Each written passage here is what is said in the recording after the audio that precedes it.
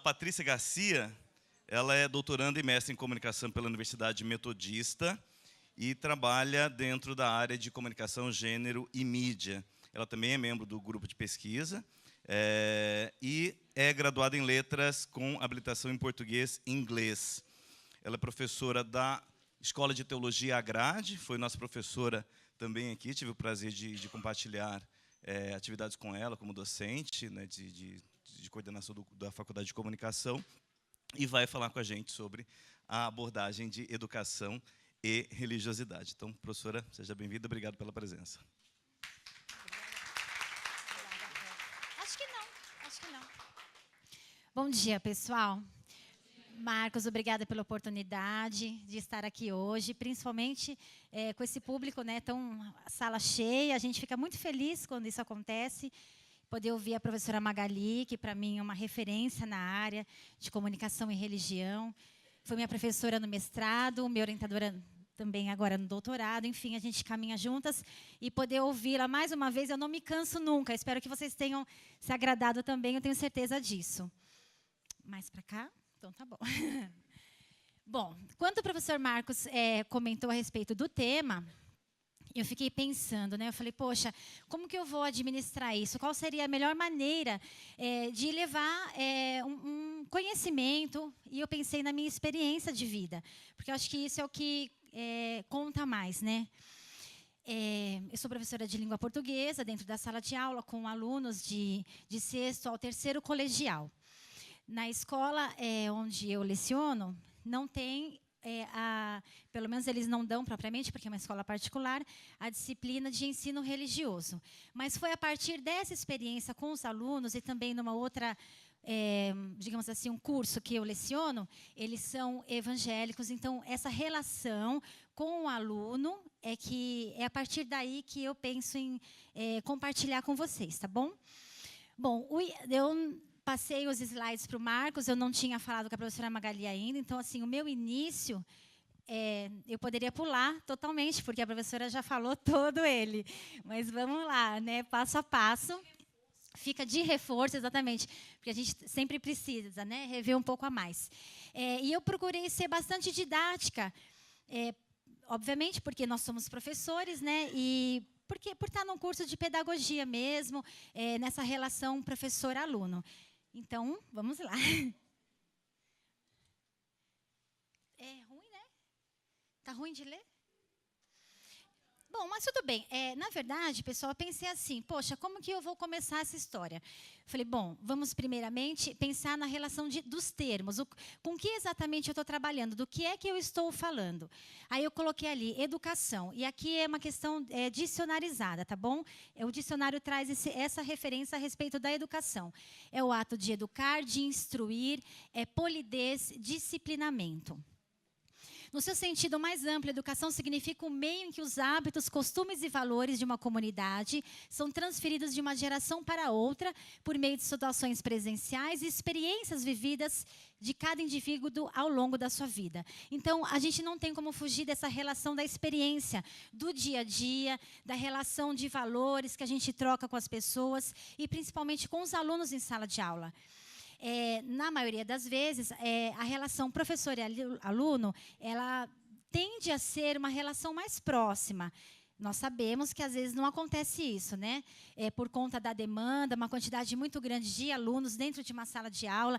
Então, e um acúmulo também de conteúdos, a gente não tem como aproximar a relação. Mas eu sinto, de forma bem intensa, que quanto mais próximo você é do aluno, mais ele te ouve, mais ele acredita naquilo que você fala e ele realmente se importa com o conteúdo. Porque, propriamente, o conteúdo em si, ele fica desvalorizado, né? E aí, depois, eu quero retomar isso quando a gente falar da questão do ensino religioso, né? Muito bem. Aí, as 3 fases, né? O que é religião, o que é religiosidade e espiritualidade. A professora Magali já pontuou aqui para a gente. E para reforçar, eu coloquei. A religião é o segmento pelo qual o indivíduo tem sua crença em Deus ou deuses e na fé divina. Então, cada um de nós possui uma religião. no sentido de ter fé em algo, né? Tem uma religião. A religiosidade é a maneira como você se relaciona com essa religião. Então, exemplo, se eu sou evangélica, eu tenho o hábito de ir à igreja todos os domingos, e aí eu sou muito religiosa, então eu vou de manhã e vou à noite, porque de manhã tem escola dominical, à noite tem culto, e aí durante a semana tem encontro de mulheres, e sempre tem muita coisa. Então, eu me considero uma pessoa muito religiosa. A questão da espiritualidade, no meu entendimento, é algo mais profundo, que perpassa a religiosidade. A espiritualidade é a relação que nós temos com o nosso Deus, com a nossa fé, naquilo com o qual você acredita, né? E isso pode acontecer, a espiritualidade pode acontecer. E geralmente, né, penso assim na minha vida de forma mais intimista. Não necessariamente no culto, porque às vezes você vai no culto só pro forma mesmo, chega lá e ouve, e muitas vezes não entende nada, faz a oração. E quando o pastor pede para você fazer a oração, e ali foge, né, todo tipo de espiritualidade, porque muitas vezes a gente fica nervoso e não fica uma relação assim muito pragmática. Então, dividindo, né, esses três termos, de religião, religiosidade e espiritualidade. Bom, aí, a abordagem legal do ensino religioso no Brasil. Pensei, já que nós vamos falar, né, sobre a questão do ensino religioso na sala de aula, vamos pensar aqui como é que se processou isso, como é que foi, vamos dizer assim, esse caminho. A professora Magali já falou um pouquinho, vamos retomar isso, né? Então, o Brasil foi um país de religião católica até a promulgação da Constituição Republicana de 1891.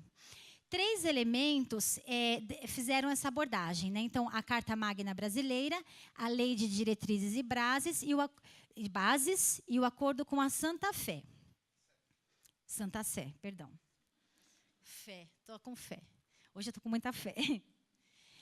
A Carta Magna Brasileira diz o seguinte, que é inspirada por alguns princípios e ideias da independência americana e da Revolução Francesa. A Carta Magna Brasileira instituiu a separação Estado e Igreja, definindo que não haveria uma religião oficial no país e passando a responsabilidade do ensino para o Estado. Aqui, eles trazem uma coisa interessante que eu estava verificando ontem.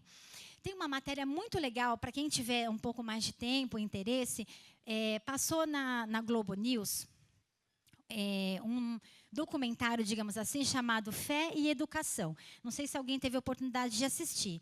Foram várias etapas, na verdade, né? De 15 minutos, 15 minutos cada, digamos assim, cada noticiário. Cada bloco, isso. E aí, você assistiu? Assistiu? Isso, foi muito legal, porque assim, eles foram contando a história, a questão histórica mesmo, né, de como se processou para nós chegarmos hoje com essa relação do ensino religioso dentro da sala de aula. Os 4 elementos que definem a laicidade de um país são, isso é importante, neutralidade, a liberdade de crença, a igualdade e a separação entre Estado e religião. E apesar de não possuir a palavra laicidade em sua Carta Magna de 1988, o Brasil possui algumas dessas marcas jurídicas que o caracterizam como um país laico. Por exemplo, a professora até falou sobre isso. O artigo 5º declara que todos são iguais perante a lei e o artigo 19 veda qualquer forma de aliança entre o Estado e as religiões. Bom, aqui na Lei de Diretrizes e Bases diz assim: após uma mudança estabelecida pelo Conselho Nacional de Educação, em 97, o artigo 33 da LDB afirma que o ensino religioso é a parte integrante da formação do cidadão. Ele estabelece que cada Estado brasileiro deve se ocupar de regulamentar a disciplina e veda o proselitismo, em vista da diversidade cultural religiosa no Brasil. Então, o que acontece? A gente está aqui com base em leis, né? Entendendo que dentro de uma sala de aula você não pode usar de proselitismo, ou seja, ser a favor ou expressar a sua fé dentro de uma sala de aula, onde alguns alunos podem ou não ter a mesma religião que você. sendo lei, deveria ser seguida, né? Bom, o terceiro documento, de acordo com a Santa Sé, diz assim, o último documento que vem aquecendo o debate sobre o ensino religioso e sobre a separação entre Estado e religião é o acordo, assinado às pressas em 2010, veja que é até recente. O documento prevê o seguinte: o ensino religioso católico e de outras confissões religiosas como disciplina facultativa na educação básica pública. O que eu observei, né, fazendo um pouco dessa reflexão? Observei o seguinte, que existe as leis, só que não há, entre o Estado, os pesquisadores e os professores, esse compartilhamento, essa conversa, digamos assim, estabelecer o que deve ou não ser dito dentro da sala de aula. Afinal de contas, eu como professora, como eu devo me relacionar com os meus alunos, ou como deve ser a minha aula, como deve ser o meu conteúdo a partir de um Estado que é laico, mas que ainda assim exige, porque aí é obrigatória, essa disciplina ela é obrigatória, que as escolas públicas tenham. Mas o aluno não é obrigado como que é? Justamente, participar dessas aulas. Mas aí tem um outro porém, né? Quando o aluno decide, ou a família, né, decide que esse aluno não vai participar da aula, o que ele faz na sala de aula? O que ele vai fazer na escola? Sendo que na escola é um ambiente onde o seu tempo lá tem que ser pedagógico. Então, se você está na escola, você tem que aprender. Se você não está na aula, você está fazendo o quê, então? E aí, muitas escolas, o que acontece? Para refletir um pouquinho sobre isso, eu peguei 2 artigos de professores que fizeram um trabalho etnográfico. Ou seja, né, eles foram até as escolas, eles verificaram como funciona isso dentro da sala de aula, dentro da própria instituição. Fizeram pesquisas com os professores para saber como que funciona isso, se é que funciona, né? Porque a questão é bem essa. Bom, agora eu coloquei interfaces entre pedagogia e religião. Como seria isso? Mostrar o mundo, dar ferramentas para se compreender e atuar no mundo. É um processo de leitura da realidade, compreensão da realidade e virtude. Pensando um pouquinho sobre pedagogia e religiões, nesse sentido plural, a gente tem que ter consciente de que a leitura da nossa realidade, do mundo em que nós estamos inseridos, fazer essa compreensão, né, tentar compreender o porquê das diferenças e a questão da virtude, que eu achei muito relevante, pensar sobre a virtude. O que é a virtude, né? Como que nós, professores, pedagogos, podemos refletir, atuar a partir da virtude dentro da sala de aula. Na área da educação formal, o que deve existir? É uma pergunta. Participação ativa do educando na construção do conhecimento, o que deve revogar os métodos tradicionais, nos quais o aluno recebe passiva e objetivamente os conhecimentos que lhes são transmitidos pelo professor. Então, é importante que o professor tenha o aluno não como alguém que fique sentado ouvindo o que ele tem para falar durante mais de 1 hora. Isso se torna muito enfadonho. E o adolescente, o jovem, já que a gente está falando de crianças e adolescentes, eles não têm paciência para isso. Então, é muito importante que você traga o aluno para perto, e aí eu retomo um pouquinho a minha fala do início, que você faça com que ele participe da aula, com que ele seja sujeito também na história, para que ele não se sinta somente... E, na verdade, hoje, os nossos jovens, quem dá aula aí para a molecada, sabe, eles não ficam quietos, eles não têm paciência. E quando você permite que esses alunos participem da aula, eles ficam muito mais, se agradam muito mais, né? E sim, porque sim, expressar opinião, dizer o que pensa, poder compartilhar isso com os colegas e também com o professor. Eles se sentem sujeitos, né? Mas aí tem um problema. Onde está esse conflito? No educador. Em nós, né? Sempre somos nós. No ajuste entre a teoria e a prática. Não basta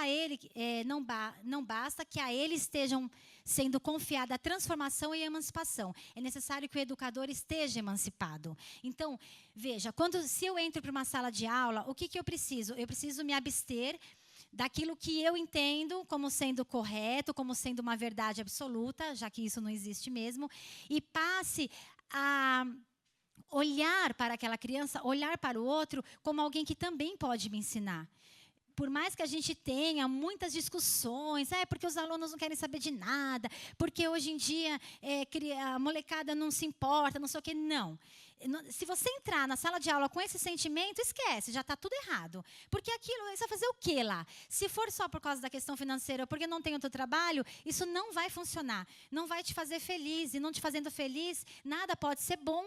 Você precisa entrar satisfeito naquela sala de aula e olhar para esse aluno, porque a prática e a teoria ela tem que funcionar, ela precisa, você ensina. Uma pessoa que tem essa intenção, essa vontade de ensinar algo para alguém, ela tem que reconhecer o outro. Caso contrário, não tem sentido, né, o que você faz ali. E aí, como o professor pode trabalhar com o aluno em sala de aula? Bom, primeira coisa que... ensino religioso. Como trabalhar o ensino religioso dentro da sala de aula? E eles dizem assim que é uma disciplina transversal. O que significa isso, né? O que poderia significar? Essa disciplina transversal é essa questão da interdisciplinaridade, ou seja, não é só o professor de ensino religioso que vai falar sobre religião propriamente, ou sobre religiosidade, ou sobre espiritualidade. O professor de biologia também pode falar, o professor de história, o professor de sociologia, nessa interação entre os colegas mesmo, né? É necessário que haja, primeira coisa, um diálogo, uma relação de confirmação entre os colegas. Precisa se falar sobre isso na reunião de professores, para você levar isso para a sala de aula e os professores, os colegas terem um consenso. Porque se você trabalha de um jeito, outro de outro, cada um faz o que quer e bem entende, os alunos vão perceber, eles percebem essa confusão, essa bagunça, e aí ninguém se importa com mais nada mesmo. Então, a relação com os professores nessa disciplinariedade, nessa transversalidade, é muito importante. Conhecimento só é válido quando é expresso em forma de virtude. E aí, retomando, né, o termo virtude, penso que na sala de aula, nessa relação com o outro, a virtude, o que é? É o respeito, é a dedicação, é o autoconhecimento, são as relações interpessoais e não somente a técnica da disciplina. Isso é trazer a religião e as religiosidades para a sala de aula. Às vezes a gente nem precisa falar de religião, mas a maneira como você se comporta, as coisas que você fala, a forma como você se relaciona, já diz muito, aliás, diz tudo sobre quem você é. Então, penso essa questão do respeito, da dedicação naquilo que você faz. O aluno vai perceber aquilo. E aí você, se for o professor de ensino religioso, você vai inserir toda a sua matéria de um jeitinho bastante...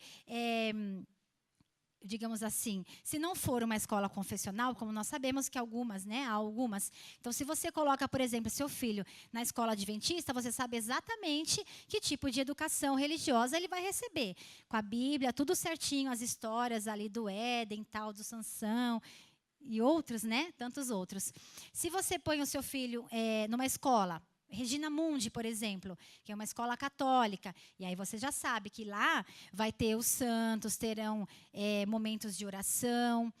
Nessa escola que eu estou lecionando agora, muitos alunos vieram do Regina Mundi, e aí eles falam, e eles não são assim, às vezes os pais são, né? Vão para a igreja, aquela coisa, é religioso, mas não é praticante, exatamente.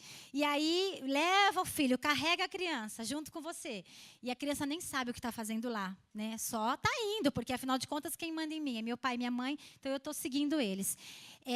E coloca o filho nessa escola que é confessional. Se a criança vai aprender a partir de tudo o que está lá dentro, com as freiras, com o comportamento, muitas vezes, e aí esses alunos disseram para mim, porque o que eu pensei, né? Eu falei, eu já sei, eu estou ali, eu estou dentro do negócio. Eu vou perguntar para eles como é que é essa relação. Se alguém já teve aula de ensino religioso no Estado, quem estudou numa escola confessional. Eu fiz essa enquete com os alunos e foi muito legal, porque as coisas que eles dizem é a prática do dia a dia. Não tem como a gente fugir disso.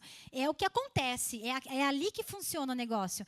E eles disseram, alguns disseram, né, que essa questão de estudar numa escola confessional, se você não pratica aquela religião, é muito complicada, porque você não entende o que está acontecendo ali. Então, os pais precisam entender um pouco isso, né? Entender assim, pensar sobre. 20? Ah, dá tempo. Qual é a importância de trazer este ensino para as universidades, né? Estamos aqui. Trabalhar a diversidade, não só de opiniões, mas de modos de vida. Trazer as religiões para o centro do debate. Então, a diversidade é algo que caminha aí junto com a gente todos os dias. Se esse tipo de assunto não for tratado dentro da universidade, que é o lugar que está formando professores, vai se falar sobre isso onde? Me fala. Não tem jeito, né? Então, a gente precisa falar sobre esse assunto, ele é pontual, ele é urgente, né? E aí, essa questão das opiniões e os modos de vida, essa relação de imparcialidade, de respeito, a questão da virtude que eu comentei anteriormente. Bom, aí, jogo rápido, né? Senão não vai dar tempo. E como eu comentei com vocês, eu peguei 2 artigos, na verdade, para tratar de caso prático. Desse professor, tal, depois eu posso passar também para vocês. E ele disse o seguinte, que o que o motivou a fazer essa monografia, esse trabalho de pesquisa, foi a experiência pessoal dele. Então, ele diz assim, assimilação desde a infância de hábitos, costumes e toda sorte de ensinamento, sem dar conta de que a engrenagem social está cooptando-nos silenciosamente e roubando-nos o direito de examinar, em estágio mais avançado da vida, toda a complexidade que cada um de nós experimenta como ser vivo, como ser pensante, como portador de um valioso instrumento chamado intelecto. Então, a primeira coisa que ele faz é criticar o fato dos pais. Aqui dá uma história, dá outra conversa, tá? Mas aí eu só vou pontuar a partir do caso prático.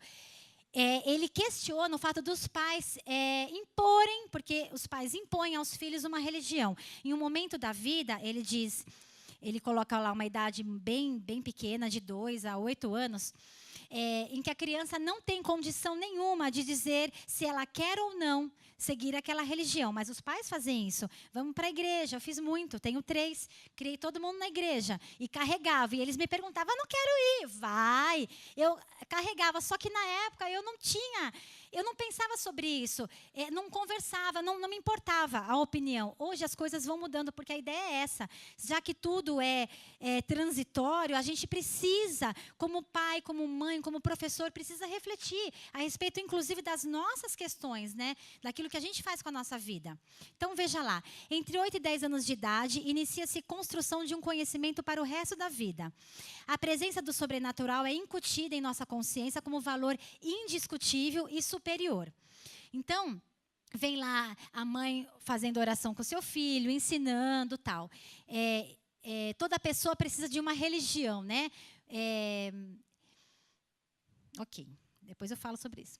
O conhecimento socialmente produzido. Aqui, além de dentro de casa, com o pai e com a mãe, o nosso conhecimento, ele também acontece, principalmente também, nessa interação. Coletivo, porque você sai de casa, você vai para a escola, você vê o amiguinho, vê as diferenças, né? E ali você passa a compreender o outro ou julgar, né? Porque a gente vê muito disso também, porque é diferente, então se é diferente é errado e por aí vai. Então trata-se de práticas sociais previamente codificadas, preexistentes ao ingresso do indivíduo em determinado grupo social, mas que ele assimila sem dar conta do poder coercitivo de que elas são portadoras. Eu preciso dizer que eu percebi que esse autor, ele é um pouco crítico com relação ao ensinamento que nós obtemos. Algumas coisas eu não concordo, mas como eu me propus a trazer o trabalho dele, então eu vou ser fiel à fala dele, certo? No indivíduo e no coletivo. Então, assim, vamos lá no indivíduo. se todas as nossas práticas sociais, o meu conhecimento de mundo, os meus valores, as minhas ideias, elas partem do quê? Do meu conhecimento como pessoa e também na minha relação com o outro. Então, o indivíduo deve reconhecer-se com pleno direito ao exercício de sua individualidade, assim como identificar no outro a mesma prerrogativa, né, da subjetividade. Se eu me reconheço, se eu me percebo como um indivíduo que tem vontades, que tem ideias, que tem uma expressão, eu não me deixo levar ou não sou, a gente brinca, né? Esse ali vai no pé da valsa. Então, assim, dependendo, tem gente que não tem uma opinião formada sobre as coisas. Mas tudo bem também, vai chegar um momento que você vai ter a sua opinião. E a pessoa fica sempre em cima do muro. É importante a gente se colocar no mundo. Sim, sim, não, não. Isso eu quero, isso eu aprovo ou eu não aprovo. E se posicionar sempre com muito respeito, sempre com muita cordialidade, porque senão você nem ouvido será, né? E a questão do coletivo é o terreno onde os indivíduos se reúnem, se reconhecem e somam esforços. Aqui se estabelecem relações éticas, morais, de solidariedade, de desavença, de desunião, de guerra, de apoio e de mútua sustentação. Então, você leva o que para o coletivo? Você leva o que você é. Então, eu vou com tudo aquilo que eu tenho, com a minha história de vida, você vem com a sua. E no coletivo, a gente vai pensar um outro mundo, uma outra perspectiva, porque não vivemos sozinhos, né? Então a gente precisa da relação com o outro, ela é muito produtiva, quando não há a questão da guerra, enfim, mas isso faz parte do ser humano. As observações no campo da investigação. Então vejam, como que funcionou esse negócio? É um instrumento metodológico de investigação. Ele pegou o quê? Pegou os estudandos, vocês, né, como objeto de estudo, estudantes do curso de pedagogia. Ele aplicou um questionário, aplicação de 40 questionários, sendo que apenas 15 foram devolvidos. Ele diz o seguinte, que não houve entre os professores e também entre os alunos, porque, na verdade, ele usou os alunos do curso de pedagogia e também os professores, um real interesse, sabe, por esse tema, que muitas vezes ele é tão importante, mas, na verdade, fica lá. E sabe uma coisa, né, não deixa lá. O importante é português e matemática. Outras disciplinas vai deixando de canto, a gente vai esquecendo. Então, entre eles, 40 questionários. Isso também é uma resposta. Esse não entrego, esse silêncio, esse descompromisso é uma resposta também. Devolvendo apenas 15. Perguntas feitas a partir do questionário. Ele fez 2 perguntas pontuais. Sua escolha ao credo acontece por uma escolha sua, de sua família, ou por outra orientação? Você pode se perguntar isso. Será que eu sou evangélica? Será que eu sou budista? Será que eu sou porque eu escolhi ou os meus pais que me forçaram, que me incentivaram a ser dessa religião? A segunda pergunta, como educando em pedagogia? Você entende que o ensino religioso deva ser ministrado a crianças e adolescentes? Caso afirmativo, os pais devem participar dessa escolha? Então, aqui a pergunta é para vocês. Vocês acham que o ensino religioso deve ser praticado na sala de aula? É uma pergunta, né? Que a gente tem 20 minutinhos. Muito bem. E aí, vamos para finalizar aqui, tá, gente? Na primeira, das 15 respostas, 11 afirmaram ter escolhido pessoalmente, 3 contaram com a intercessão da família e 1 não respondeu. Ok? Na segunda, 9 respostas, incluindo os que na primeira afirmaram ter escolhido por conta própria. Manifestaram-se favoráveis à intervenção dos pais na escolha dos credos dos filhos. Então, você escolheu a sua religião a partir de quem? Você que foi atrás, que decidiu, ou foram seus pais que incutiram? E a segunda pergunta, se você considera que o ensino religioso deve ser dado em sala de aula. E aí, veja, se os pais devem ou não entrar, né, decidir isso por você. Bom, aí as conclusões a que ele chegou, quais são? Que os profissionais de educação compreendem perfeitamente que os condicionamentos socioculturais e civilizatórios são cristãos. O que acontece? Aqui, para dar uma fechada e simplificar um pouquinho.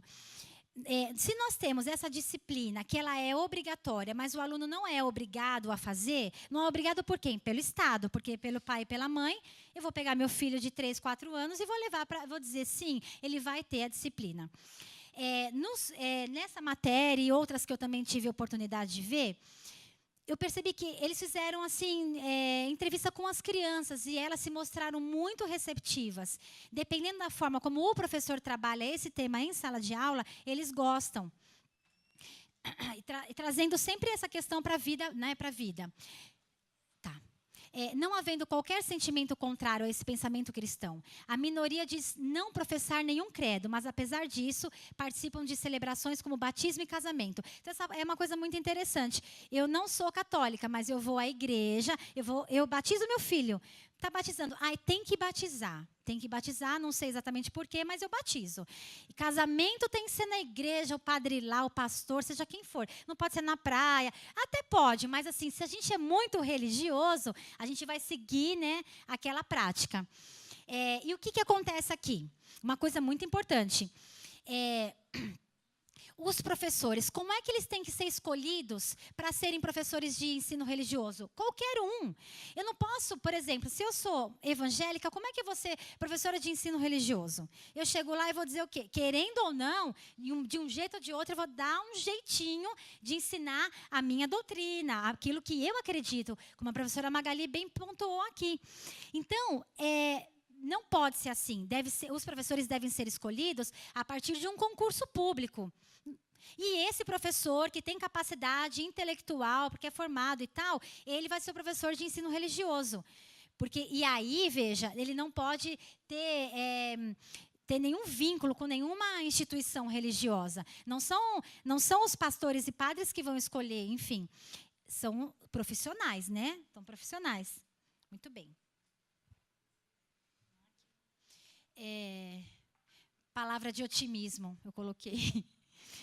Quando se volta a olhar, vê-se que já não vivemos mais os tempos da tirania inquisitorial. Projetos educacionais têm sido discutidos fora das esferas governamentais e eclesiásticas, o que nos permite confiar em melhores dias para a educação. Quis colocar para fechar, porque assim, a impressão que dá, e eu fiquei um pouco, melancólica, quando eu li esses 2 artigos, tem um outro também, e o outro foi feito aqui numa escola em Santo André. E aí foi pior. Eu vou passar para vocês, depois eu peço para o professor. Nesse outro artigo, a pesquisadora diz o seguinte, ela também, mesmo esqueminha, ela leva lá, faz o questionário com os professores e eles não sabem, pasmem, eles não sabem nem o que é, gente, Estado laico.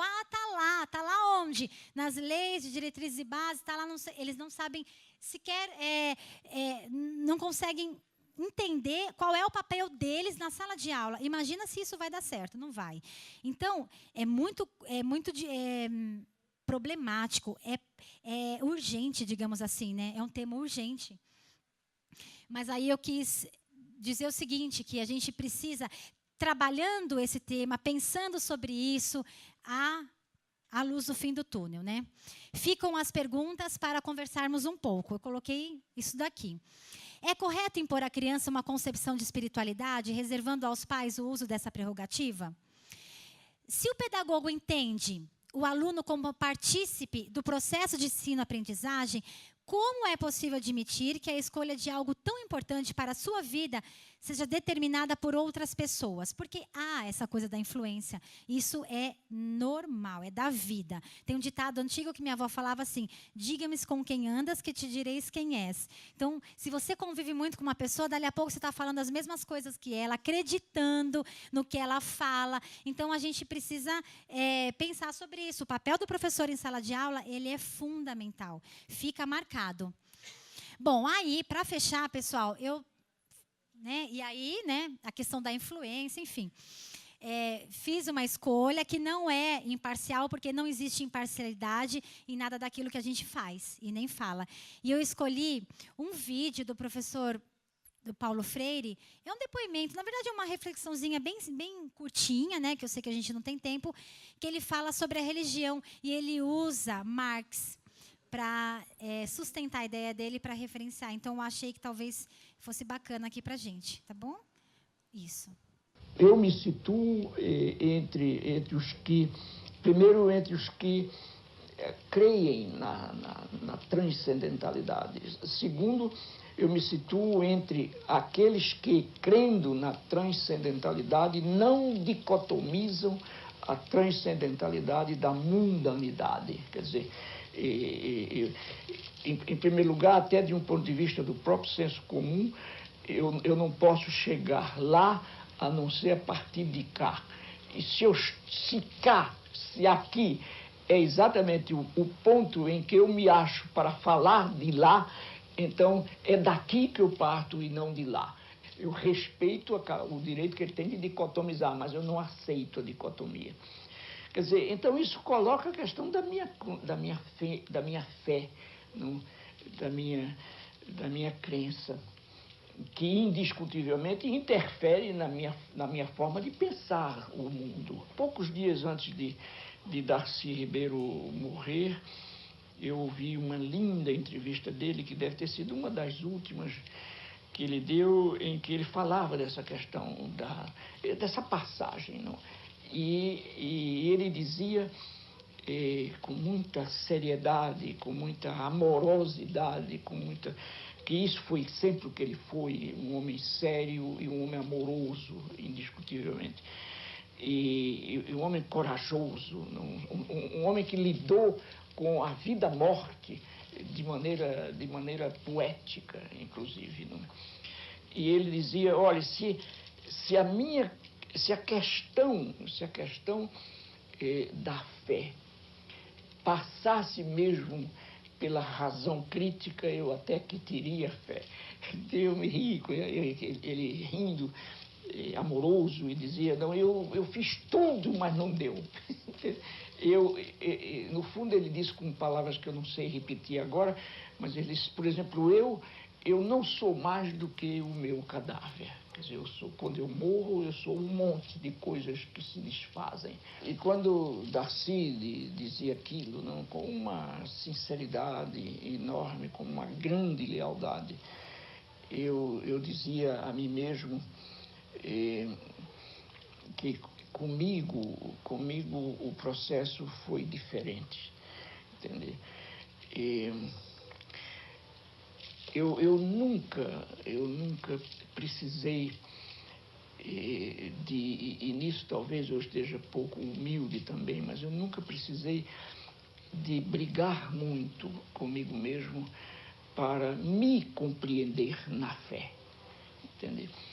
E por isso mesmo, de vez em quando, eu me lembro de uma frase, de uma das primeiras afirmações num livro que eu li quando eu tinha 19 anos, de Miguel de Unamuno, o célebre filósofo amoroso também, espanhol, um livro que se chama Ideias e Crenças, em que ele começa dizendo: as ideias se têm, nas crenças se está. E comigo o que vem se dando é isso mesmo, quer dizer, eu estou na minha fé, entende? Então eu nunca precisei, inclusive, de argumentações de natureza científica e filosófica para me justificar.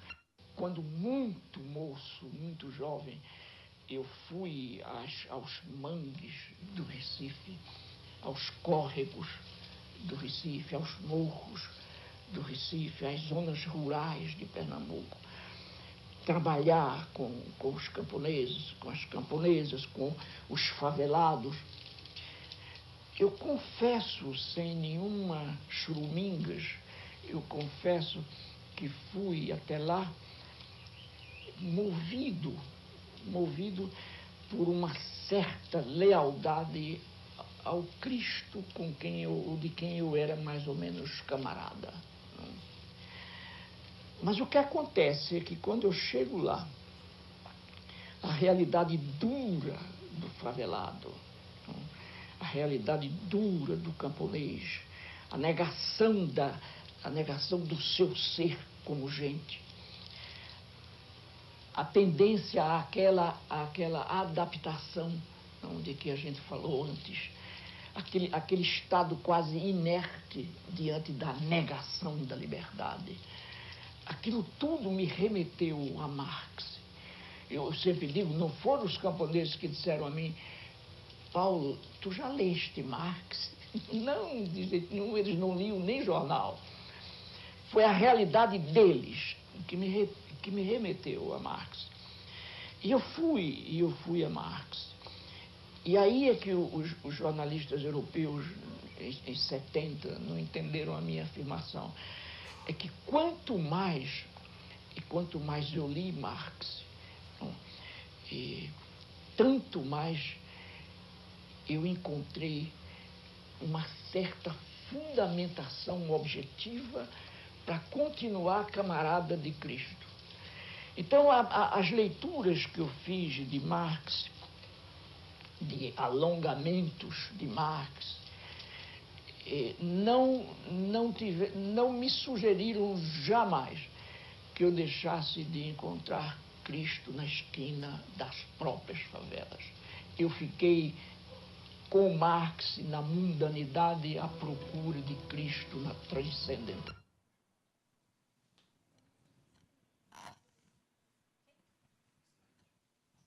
Não, já acabou. Pessoal, obrigada, viu, pela oportunidade.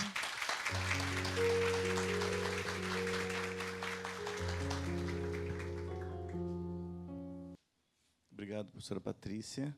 Nós temos aí 10 minutinhos ainda de interação para perguntas com a professora Patrícia. Quem vem? Ótimo. Se apresenta. Bom dia, meu nome é Aline, eu sou aluna do 5º semestre de Pedagogia. No comecinho, você começou falando sobre as leis, né? Então, assim, a lei, ela garante que, inclusive, a criança tenha liberdade de religião e demonstrar a sua religião com roupas, acessórios, saia longa, cabelo comprido, seja o que for. Só que as escolas também têm as suas leis internas que exigem que a criança use uniforme, para que todos fiquem uniforme, não apareçam as diferenças. Como que você falaria alguma coisa sobre isso?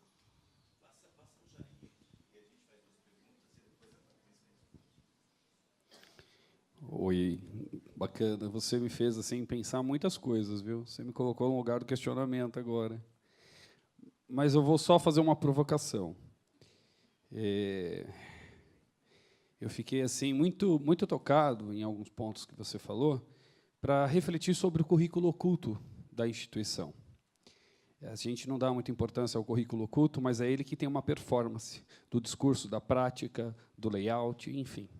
Então, como que a gente pode jogar luz nessa questão do discurso oculto? E aí eu vou nomear. Por mais que a instituição tenha, dentro da Constituição, da LDB,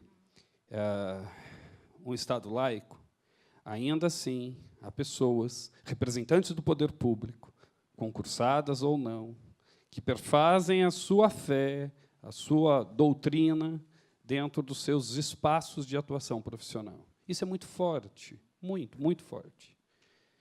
Se não é uma escola confessional, se for numa escola confessional, melhor, se for uma escola confessional, a gente já entende, foi o exemplo que você deu da escola adventista. No entanto, quando você está num espaço público, de quase 84% da população frequentando, ainda assim há essa performance do currículo oculto voltado para o campo religioso, não vou dizer doutrinando, mas tendo uma vertente única do cristianismo. Se nós não fôssemos colonizados pelos portugueses, e sim pelos árabes ou pelos asiáticos, talvez a gente não tivesse esse discurso tão monolítico do cristianismo presente nas instituições. Essa foi uma das provocações. A segunda é que as instituições que chegam efetivamente às grandes comunidades é a religião, a família é uma delas, e a escola. A família, logo de início, já tem todo um trabalho religioso. E acho que a visibilidade, o empoderamento, que a outra professora muito bem colocou, E de fato, né? Agora, o Nietzsche tem uma frase que diz assim: a verdade só é verdade para o rebanho que o defende. E eu não posso sempre defender a verdade do meu rebanho, porque senão eu esqueço os valores democráticos. E em tempos, agora, amanhã teremos uma votação, como que essas verdades de rebanho, elas se tornam tão fortes e ecoam e saem do muro da escola e vão agora para as urnas, por exemplo. Não sei se você consegue... Captou? Ok? Então, assim, como que essas verdades de rebanho, elas se tornam presentes num ato de voto, por exemplo. Pagamos um preço muito caro, né, nesse sentido. E a última questão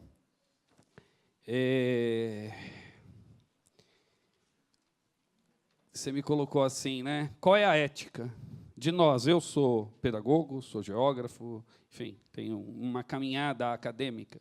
E o Freire mesmo diz, né? Não precisamos hierarquizar os saberes. Vamos transitar, vamos promover discursos, diálogos, né?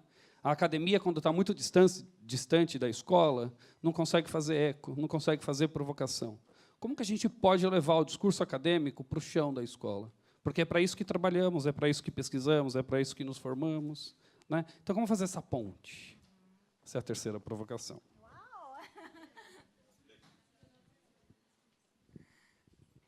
Professora Patrícia, Uau. você tem aí os clássicos 5 minutos. Bom, gente, eu fui provocada demais aqui hoje, hein? Seu nome? Aline. Seguinte, eu vou falar por mim, falar da minha experiência, tá? Essa questão da uniformização, eu acho ela importante. Eu acho importante porque... Ai, perdão. Eu não sei ficar aqui. Lendo um pouquinho, né, o pessoal fala assim, é porque a laicidade partiu da Revolução Francesa lá na França, tal. Aí eu fiquei vendo uns vídeos de como a coisa funciona lá dentro. E eu vi... então, assim, lá a gente sabe que não se pode professar fé nenhuma. Inclusive, os muçulmanos... Acho que foi em 2015, eu não lembro, que não se podia andar de véu, né, nas ruas. Lembram disso? Foi, né, Pro? 2015, será? Na França, isso. Bom, o ano eu não lembro, mas foi essa polêmica, né? As mulheres andarem de véu e tal. Porque ela já estaria dizendo, olha, a minha religião é essa. Não é, não podia. Só que aí, eu vejo que interessante. E aí eu venho ao encontro da fala dele. Essa coisa oculta. Apesar de lá ser um Estado absolutamente laico, e a gente não pode comparar Brasil com França, a nossa cultura é completamente diferente. Então, aqui é um país assim que a gente tem uma pluralidade de religiões. Lá também existe, principalmente do trânsito, né? Mas a professora disse o seguinte, que eles, apesar da laicidade, e isso mais imposto do que no Brasil, eles têm o ensino religioso lá dentro. E ela mostrou, inclusive, as apostilas que fazem essa... Mas aí eles ensinam... Veja, nós não estamos falando de religião, estamos falando de história das religiões. A ideia é essa, né? Então, imparcialidade não existe nunca. Com relação a essa questão do uniforme que você comentou, eu acho importante, porque assim, não estou nem falando só de religião, estou falando de social, né? Da questão social também. Quando não há essa uniformização, as crianças são muito malvadinhas. Elas adoram olhar para o colega e dizer, olha o tênis dele, olha a roupa, olha isso, olha o cabelo, olha um monte de coisa. Se você não é, entre aspas, ensinado... Não é entre aspas, não, é isso aí. Ensinado na infância que você não pode... olhar para o seu colega. E aí, essa questão do bullying, tudo isso, e ficar discriminando ele porque ele é diferente de você... Então, quando você for uma pessoa adulta, você vai fazer esse monte de coisa que a gente tem visto nas redes sociais e por aí afora, né? Você não vai ser limite, porque você é o dono da verdade. É a pessoa que detém todo o conhecimento e as pessoas precisam... Então, eu acredito que a questão do uniforme ela é importante na sala de aula, mas, principalmente, passando um pouco dessa questão da religião, indo um pouco para a questão social mesmo. Não sei se é isso que você... Essa era uma dúvida sua? Na verdade, eu queria saber assim, a lei garante, a Constituição, que é a maior lei que a gente tem, ela garante que a criança pode expor a sua religião. Mas na Sim. Mas todo mundo uniformizado, então aquela criança ela vai olhar todo mundo igual. O dia que ela for para a rua e encontrar com uma mulher evangélica de cabelo longo e saia longa, ela vai se espantar. Ou uma criança do candomblé que esteja passando por um momento, porque nessa religião existe um momento em que as crianças têm que ficar de cabeça raspada Então, e toda de branco. Chama a atenção. Ele não está acostumado a ver isso. Exatamente. E aí ele vai sair na rua e vai enxergar alguém. Não, isso daí está amarrado. Sim, sim. Porque ele não está acostumado. Vi uma matéria também de uma criança falando exatamente isso, que ela passou pelo processo, teve que cortar o cabelo e tal, e aí ela foi para a escola e ela não voltou mais, porque os coleguinhas ficaram, enfim, só faltaram bater. Por que você é desse jeito? Por que é assim? Eu penso que aí é um processo um pouco mais longo, né? De conhecimento de ser humano mesmo, para a gente passar essa ponte, porque isso o preconceito ainda ele é intrínseco e a gente precisa subverter mesmo, né? Essa questão toda para que não haja mais uniforme e sim haja essa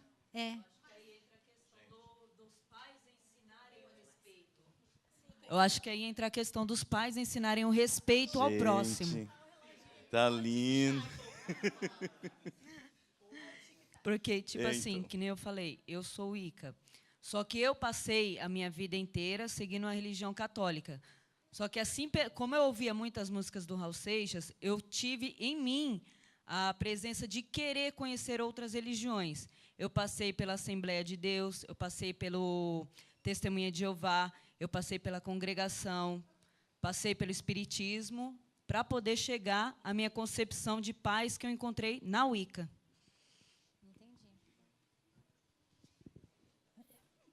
Gente, desculpa, professor, mas você só me provocou. Eu quero agradecer a oportunidade, pedir desculpa pelo tempo, né, que passou. Eu não trouxe nenhuma novidade para ninguém, era só um momento mesmo para a gente refletir. Isso vai estar muito além dessa sala, muito além das nossas próprias vidas, né? Isso a gente tem que... se você tiver esse momento de reflexão, para sair dessas imposições todas e trabalhar com o seu aluno em sala de aula de forma diferente, já é muito. E isso vai, né, de grão em grão. Obrigada, gente.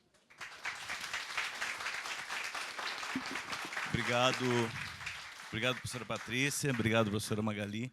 Obrigado a todos os presentes.